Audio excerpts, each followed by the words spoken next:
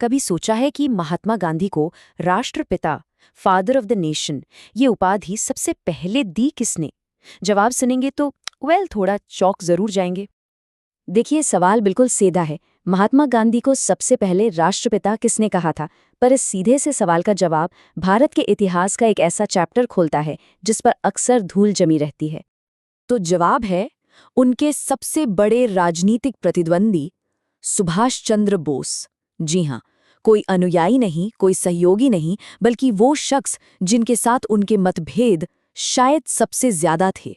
और बस इसी एक सच में एक पूरी की पूरी कहानी छिपी है। जरा उस पल को सोचिए। साल है 1944, जगह सिंगापुर। एक रेडियो ब्रॉडकास्ट पर आवाज गूंजती है नेताजी सुभाष चंद्र बोस की, और वो हजारों मील दूर हिंदुस्तान में बैठे अपने सबसे बड़े वैचारिक प्रतिद्वंद्वी को संबोधित कर रहे हैं। उनसे आज़ादी की इस पवित्र लड़ाई के लिए आशीर्वाद और शुभकामनाएं मांग रहे हैं। लेकिन इस एक सलाम का, इस एक संबोधन का आखिर मतलब क्या था? इसकी गहराई को समझने के लिए हमें वक्त में थोड़ा पीछे जाना होगा। साल 1944 के उस दौर में, जब वो वक्त था जब पूरी दुनिया सेकेंड वर्ल्ड वॉर की आग में जल रही थी। हर तरफ बस बारूद की गंध थी और भविष्य एकदम धुंधला। और अगर बात करें भारत की, तो यहाँ हालात और भी खराब थे। अंग्रेजों ने 1942 के भारत छोड़ो आंदोलन को पूरी ताकत से कुचल दिया था। गांधी, नेहरू जैसे तमाम बड़े नेता सब जेल में बंद थे। ऊपर से 1943 का भयानक बंगाल अकाल।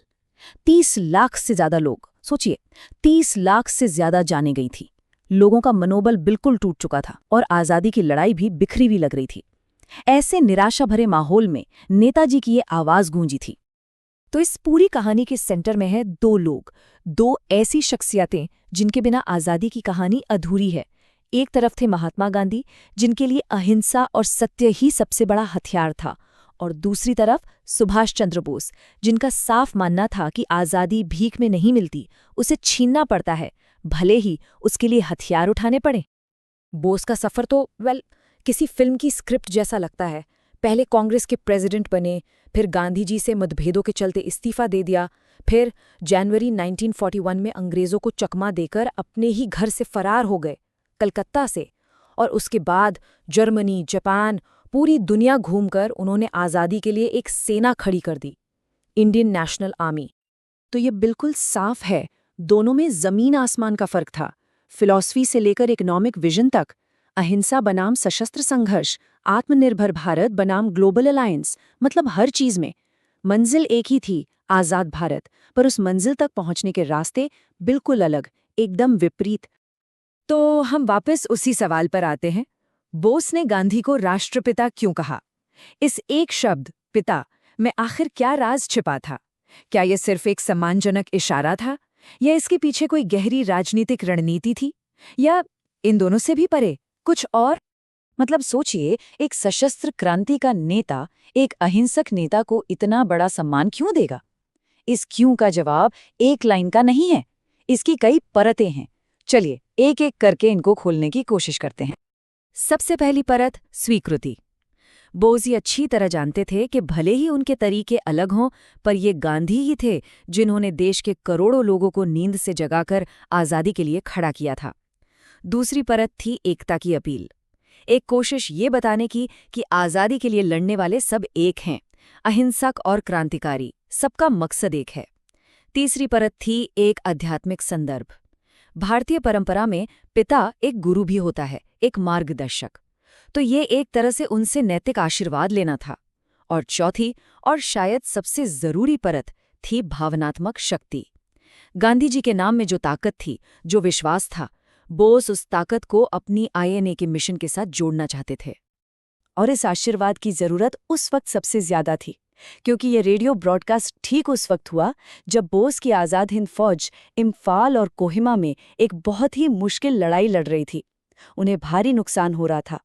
उस वक्त उनके सैनिकों को सिर्फ हथियार नहीं, हौसले की जरूरत थी।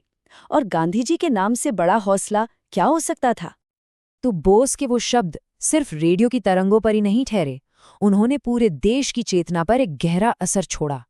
उस एक सलाम ने, उस एक संबोधन ने, उस बिखरे हुए से लग रहे आज़ादी के संघर्ष में एकता की एक नई आग जला दी। और जब ये खबर गांधी जी तक पहुंची तो उनका जवाब भी उतना ही ताकतवर था। बहुत सीधा सा जवाब दिया उन्होंने, सुभाष मेरा बेटा है। बस इतना ही। उन 2 शब्दों में सारे राजनीतिक मतभेद, सारी दूरियां सब पिघल गईं। सिर्फ एक पिता का स्नेह रह गया। तो ये जो खिताब था राष्ट्रपिता का, इसका सफर भी बड़ा दिलचस्प रहा। जुलाई 1944 में बोस ने रेडियो पर ये कहा।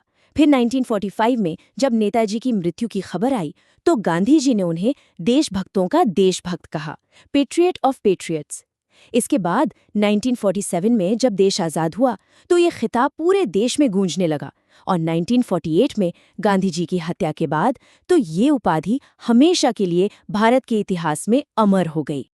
तो इस पूरी कहानी से क्या सीखने को मिलता है? सबसे पहली बात तो ये कि भारत की आज़ादी किसी एक विचारधारा की देन नहीं है, ये कई अलग अलग सोच का संगम है। दूसरी बात कि देशभक्ति और मतभेद एक साथ चल सकते हैं। आप किसी से पूरी तरह असहमत होते हुए भी उसके योगदान का सम्मान कर सकते हैं। और शायद सबसे ज़रूरी सबक ये है कि जब नेता एक दूसरे का सम्मान करते हैं तो पूरे राष्ट्र का नैतिक बल बढ़ता है। आज हम सब बचपन से पढ़ते आए हैं, Mahatma Gandhi the father of the nation. लेकिन कितने लोग ये याद रखते हैं कि ये उपाधि आई कहाँ से थी? कितने लोग उस क्रांतिकारी आवाज को याद करते हैं जिसने सबसे पहले उन्हें इस नाम से पुकारा था? अक्सर इतिहास की ये पूरी कहानी अधूरी ही रह जाती है। तो आखिर में ये सवाल सिर्फ इतिहास का नहीं है, ये आज का भी है। क्या ये मुमकिन है कि किसी से गहरे वैचारिक मतभेद होते हुए भी उसके लिए दिल में सच्चा सम्मान हो? गांधी और बोस ने तो ये करके दिखाया। क्या आज के दौर में ये मुमकिन है? इस पर सोचिएगा जरूर।